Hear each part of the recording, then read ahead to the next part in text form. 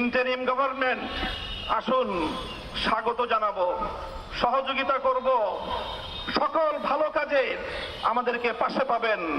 আমাদের সন্তানেরা নিরলসভাবে তারা কাজ করে যায়, নিঃস্বার্থভাবে কাজ করে যায়।